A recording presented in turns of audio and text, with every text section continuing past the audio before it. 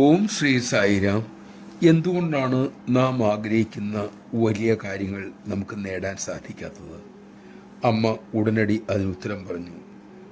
ലക്ഷ്യത്തെക്കുറിച്ച് ഉറച്ച ധാരണയില്ല, അല്ലെങ്കിൽ ലക്ഷ്യത്തിൽ പൂർണ്ണ താല്പര്യമില്ല. അമ്മ ഇങ്ങനെ തുടർന്നു. മക്കളെ, മരണമാകുന്ന കൊടുങ്കാറ്റ് ഏതു നിമിഷവും നിങ്ങളുടെ മേൽ ആഞ്ഞു വീശാം. അതിനുമുമ്പ് ജന്മോദ്ദേശമായ ആ മഹാലക്ഷ്യം, ഈശ്വര ദർശനം നിങ്ങൾ സാധിക്കണം. എൻ്റെ മക്കൾ ആത്മാർത്ഥയോടെ അതിനായി ശ്രമിക്കണം.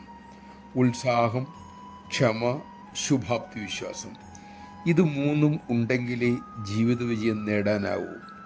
അതിനൊരു തുടക്കക്കാരൻ്റെ മനോഭാവം വേണം, അതായത് ഒരു കുട്ടിയുടെ മനോഭാവം. യുവാക്കൾക്ക് നല്ല ഉത്സാഹം ഉണ്ടാവും, പക്ഷെ അവർക്ക് ക്ഷമ കാണില്ല മക്കളെ. പ്രായമായവർക്ക് നല്ല ക്ഷമയുണ്ടാകും, പക്ഷെ ഉത്സാഹം വളരെ കുറവായിരിക്കും. കുട്ടിയിലാകട്ടെ ക്ഷമയും വിശ്വാസവും ഉത്സാഹവും ഒരുപോലെയുണ്ട്.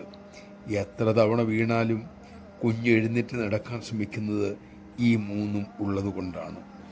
അതുകൊണ്ടാണ് കുട്ടിയുടെ നിലയിലേക്ക് വളരാൻ നിങ്ങളോട് ശ്രമിക്കാനായി അമ്മ പറയുന്നത്. നമഃശിവായ. ക്ഷമയും ഉത്സാഹവും ശുഭാപ്തി വിശ്വാസവും അമ്മ കാണിച്ച വഴിയിലൂടെ നടന്ന് വളർത്തിയെടുക്കാൻ നമുക്ക് ശ്രമിക്കാം. അങ്ങനെ ജീവിതം ധന്യമാക്കാം.